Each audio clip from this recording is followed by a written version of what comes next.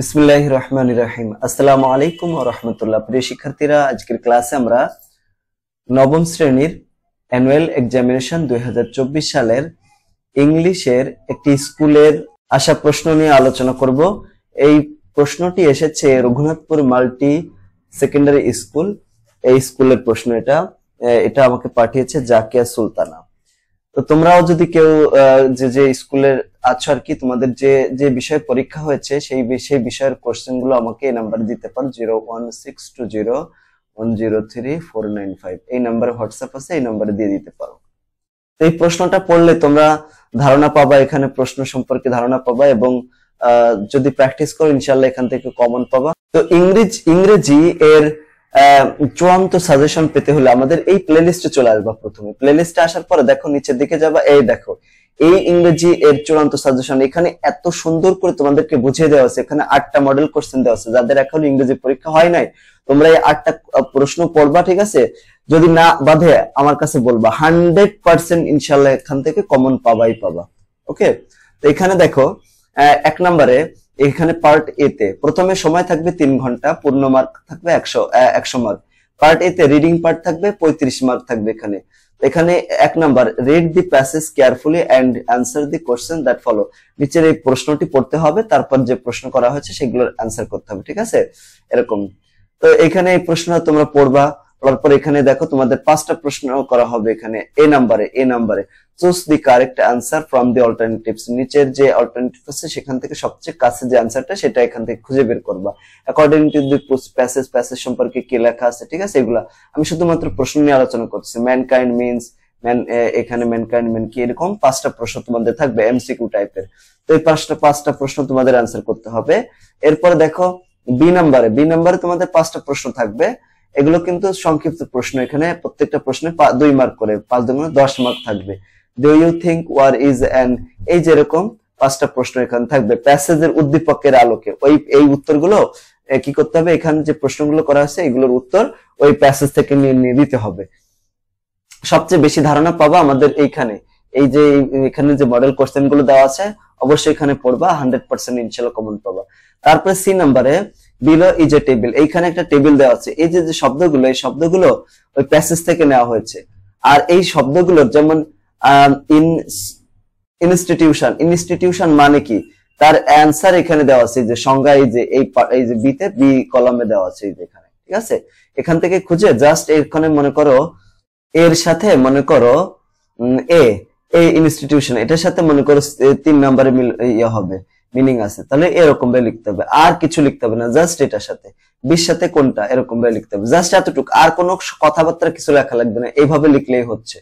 তারপর এখানে 2 নাম্বার দেখো, 2 নাম্বারে রিড দি ফলোইং কনভারসেশন। এখানে একটা তোমাদের কি থাকবে বলতো, এখানে একটা তোমাদের ডায়লগ দেয়া থাকবে। সেই ডায়লগ লেখার পরে তোমাদের এই কাজগুলো করতে হবে। এই ডায়লগ সব বাংলা অর্থ সহকারে এখানে যে ইংরেজি যেটা আছে এখানে দেওয়া আছে, কিন্তু অন্য সাবজেক্টও এখানে দেওয়া আছে, তোমরা এখান থেকে পড়ে নিতে পারবা। তো দেখো এখানে তোমাদেরকে বলছে, এখানে আছে পরিবেশ দূষণ সম্পর্কে বলা হয়েছে। Humans are mainly responsible for environmental pollution. এই কথার সাথে তুমি একমত নাকি একমত না, তাই সেটা লিখতে হবে এখানে। তারপর 3 নম্বর একটা প্যাসেজ দেওয়া থাকবে, রিড দি ফলোইং টেক্সট। এখানে একটা টেক্সট দেওয়া থাকবে, টিনেজ ডিপ্রেশন। এটাও কিন্তু আমরা এই যে এখানে দেওয়া আছে, তোমরা এখানে কোশ্চেন গুলো পড়লে বুঝতে পারবে। তো এখান থেকে একটা প্যাসেজ দেওয়া থাকবে। এরকম প্যাসেজ দেওয়া থাকার পরে তোমাদেরকে এরকম একটা প্রশ্ন করবে, এই যে এরকম, complete the following table, write effects and preventive measures in respective columns.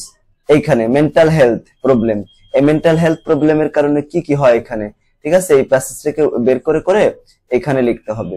লেখার পরে ওটা থেকে কিভাবে মুক্তি পাওয়া যায় সেটা, প্রিভেন্টিভ মেজার্স এখানে লিখতে হবে। এটার উত্তর তোমরা এই যে এখানে পেয়ে যাবা। তারপরে বি পার্টে চলে যাবো। বি পার্টের নাম হচ্ছে অ্যাপ্রিসিয়েটিং পোয়েট্রি। এখানে 4 নাম্বার একটা কবিতা দেওয়া থাকবে। রিড দি ফলোইং পোয়েম, নিচের কবিতাটি পড়ো and do the activities that follow. তারপর যে কাজগুলো করতে বলা আছে সেগুলো করো। এখানে দেখো একটা কবিতা দেওয়া আছে, ঠিক আছে? ড্যাফোডিলস নামে একটা কবিতা দেওয়া আছে। এই কবিতাটা তোমরা পড়তে হবে। প্রথমে বাংলা অর্থ সুন্দর করে বুঝে শুনে পড়তে হবে।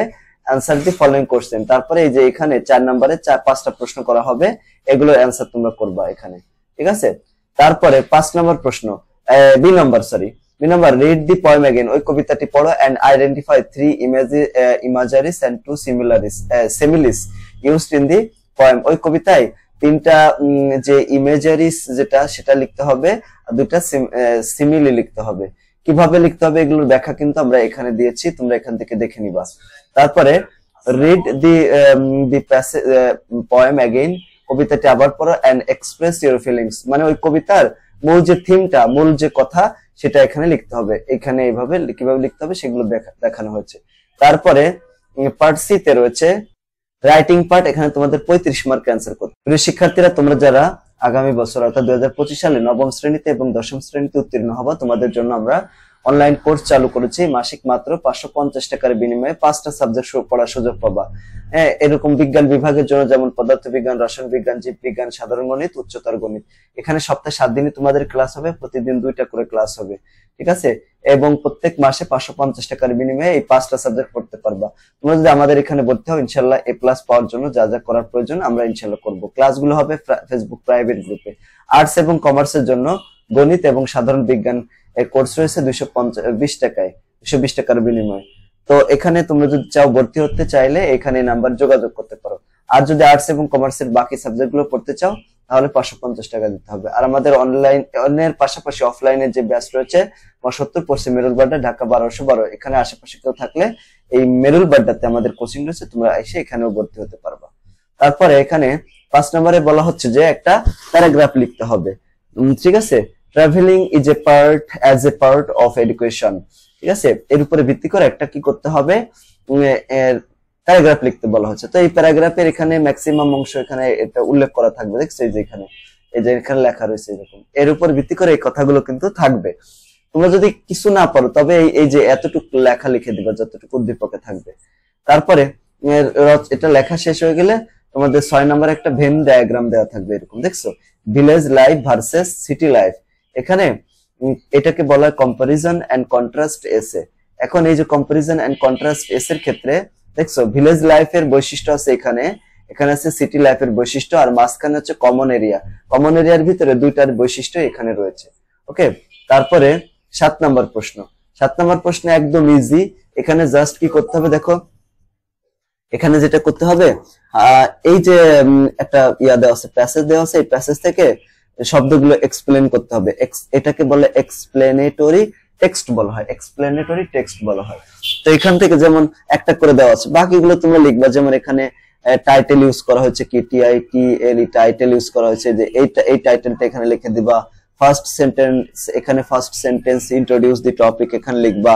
তারপরে কানেকটিভস আছে কি কি, যে কানেকটিভস আছে দুইটা, এন্ড অর, এই যে ওয়ার টর, এগুলো হচ্ছে কানেকটিভস, ঠিক আছে? আর এক্সাম্পল কি আছে সেগুলো এখানে লিখে দিবা।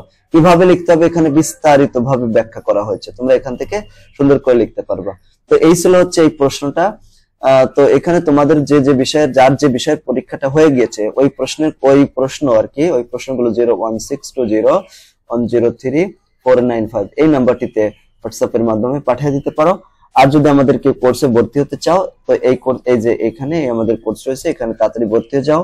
আমরা ডিসেম্বরের 15 তারিখের ভিতরে ইনশাআল্লাহ ক্লাস আরম্ভ করে দেবো। সবাইকে ধন্যবাদ। আসসালামু আলাইকুম ওয়া রাহমাতুল্লাহ।